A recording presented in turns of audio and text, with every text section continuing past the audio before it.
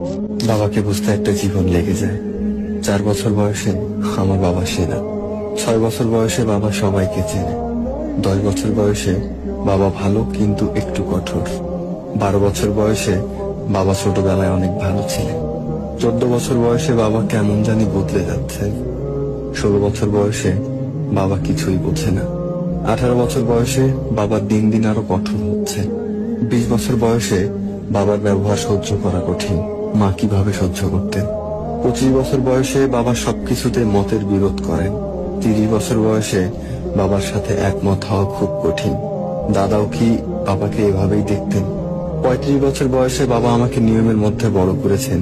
আমাকেও আমার সন্তানদের তাই শেখাতে হবে। 40 বছর বয়সে বাবা এত কষ্ট করে আমাদের বড় করেছেন, আমি বুঝতে পারছি।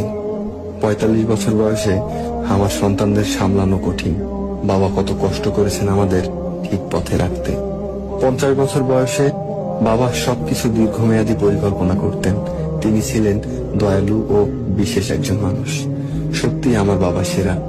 এই পুরো চক্রটি শেষ হতে 50 বছর লেগেছে, কিন্তু শেষ পর্যন্ত আমরা আবার প্রথম জায়গায় ফিরে যাই। আমার বাবা সেরা।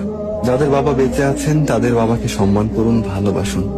আর যাদের বাবা বেঁচে নেই, আল্লাহর কাছে দোয়া করুন যেন তিনি তাদের ক্ষমা করে দেন ও জান্নাত নসিব করেন।